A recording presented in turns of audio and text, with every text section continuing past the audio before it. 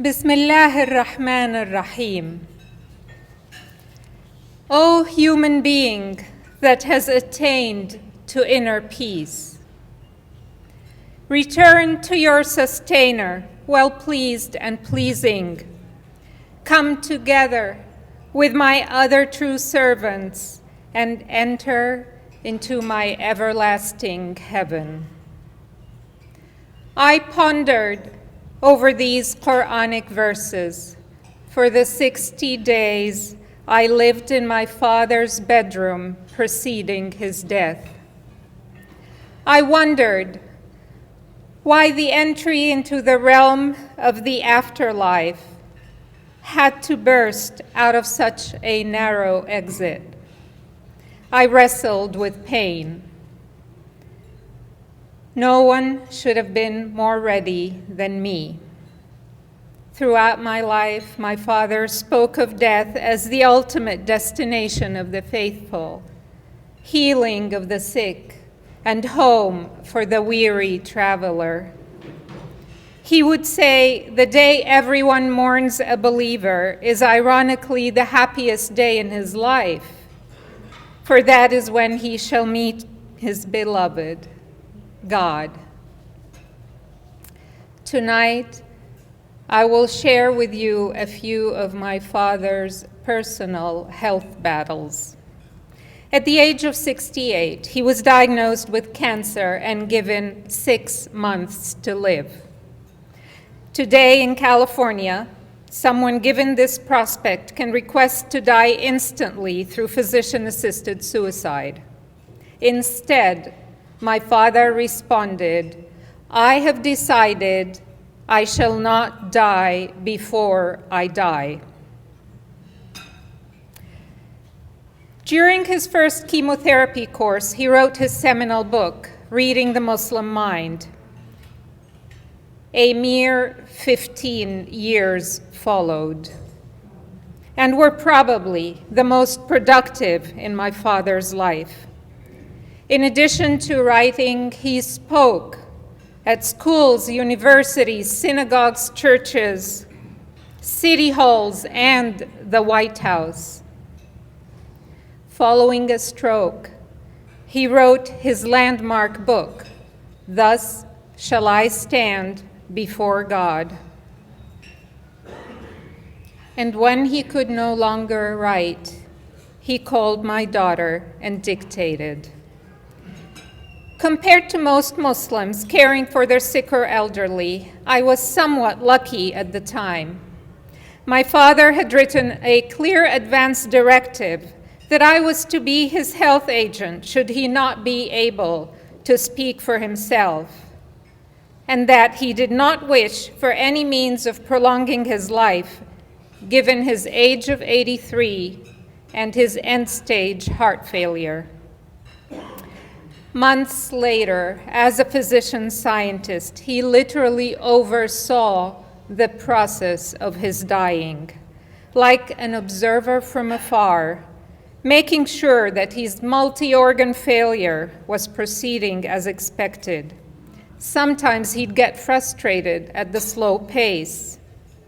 And yes, he consciously refused kidney dialysis.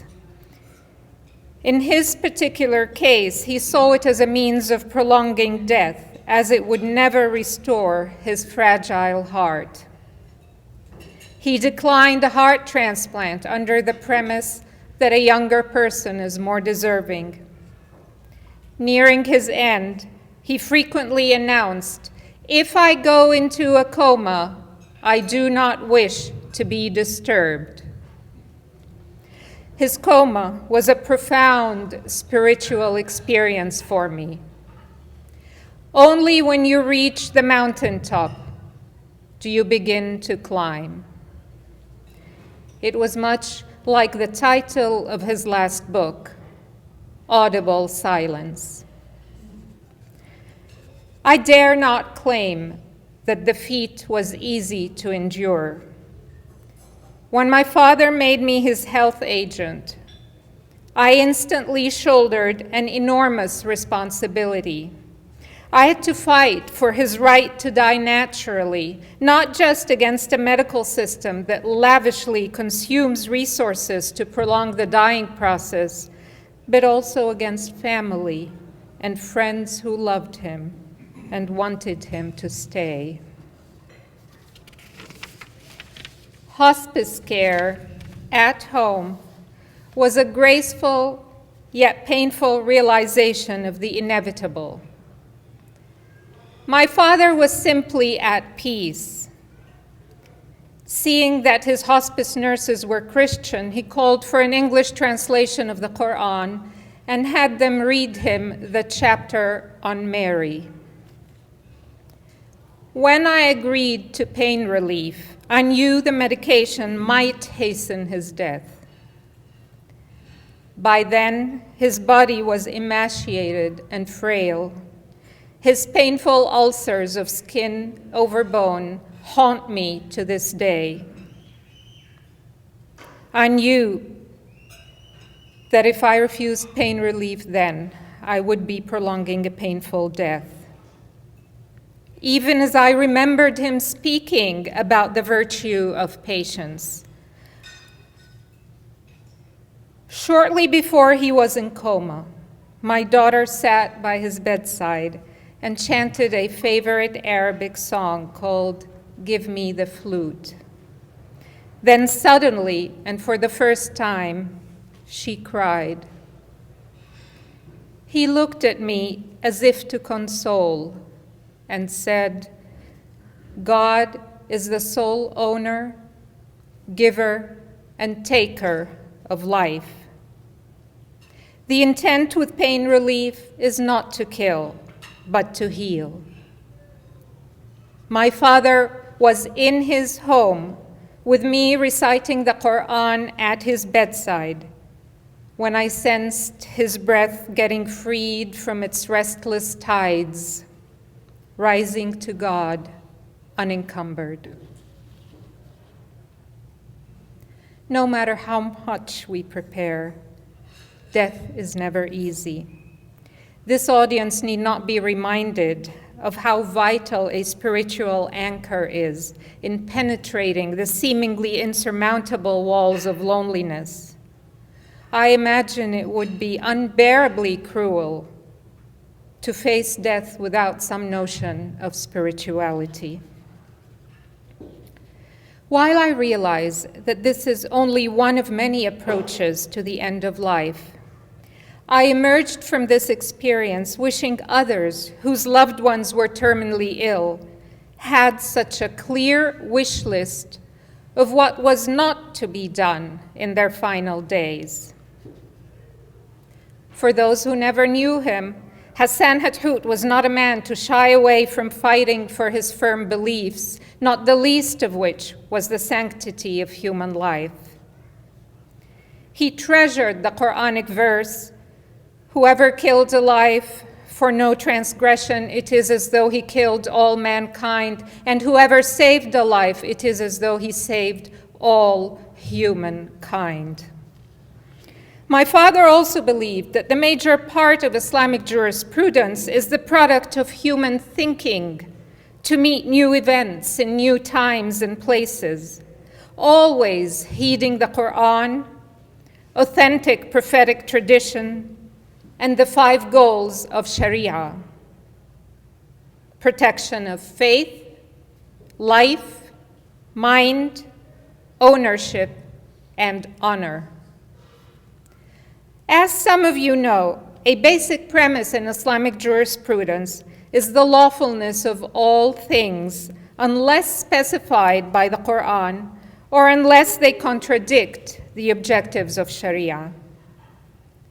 Today, we navigated new heights into the ethics of the end of life through the teachings of prolific scholars of the Abrahamic faiths. I hope this effort sheds some light on the ethical permissiveness at the end of life. Like all physicians, I was taught to do no harm. Yet I repeatedly saw autopilot approaches with protocols of mechanical respiration or toxic therapy applied to dying or brain-dead individuals.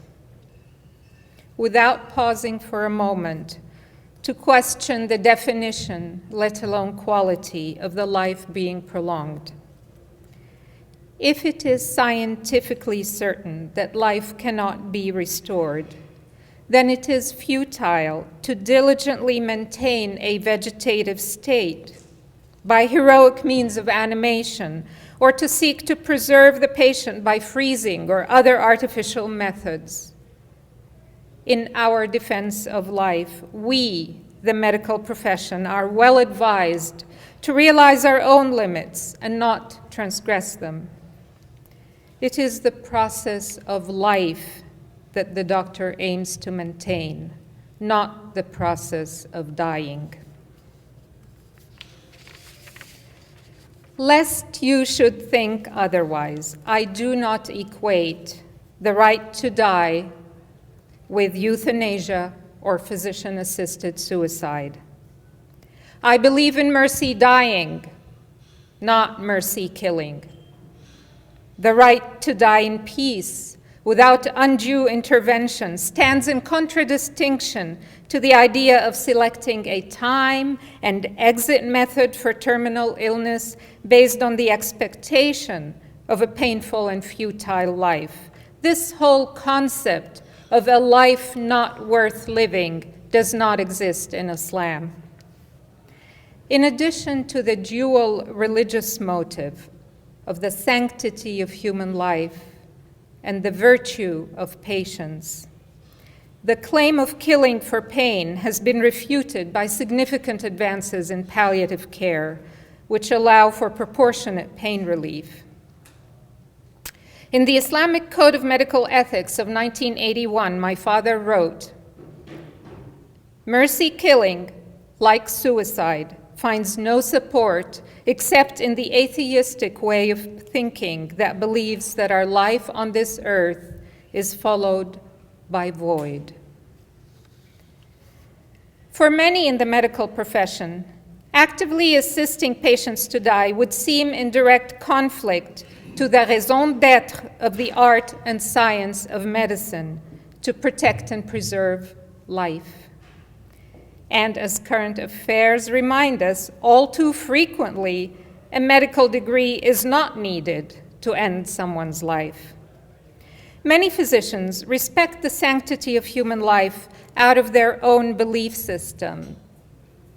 Others are well aware that it was the value of life that supported their mega-billion research efforts, with goals of curing cancer, diabetes, and heart disease, the elaborate field of maternal-fetal medicine catering for life in utero, and the perpetually evolving world of transplantation, which has restored to many a painless, dignified life. There is no disagreement that the economic cost of maintaining the incurably ill is a growing concern.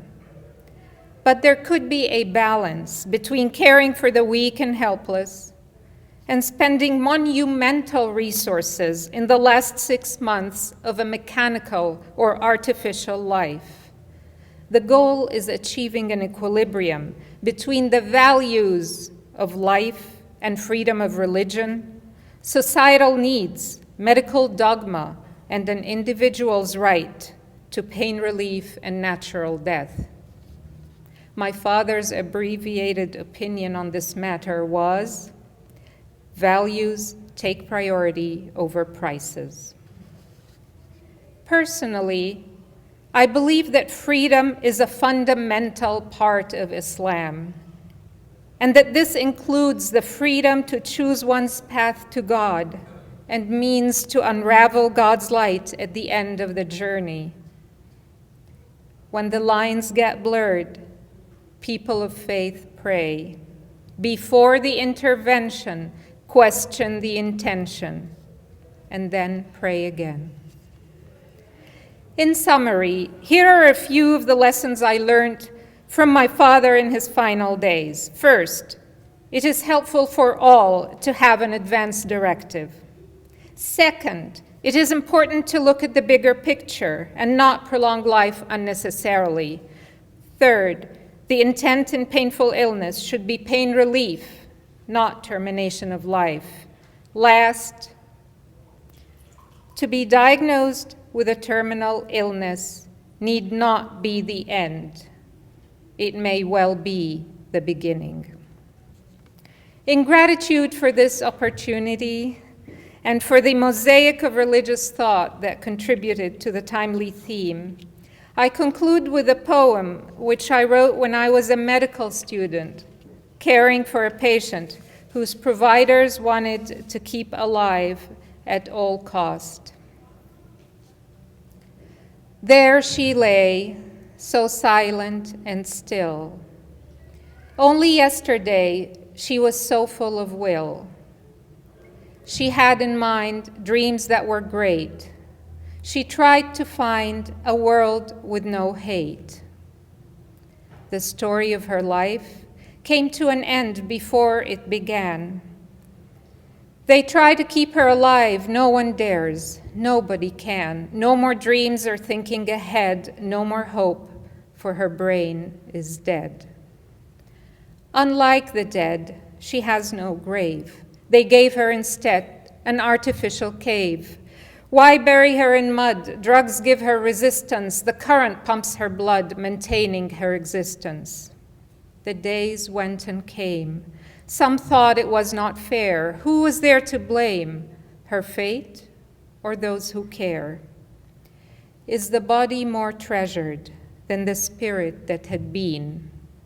Can our life be measured by our days in a machine? Do we have the right to prolong her death? Does she have to fight to kill her breath? Why ruin her integrity? What good has it served? Let her die in dignity, for that's what she deserved. Thank you.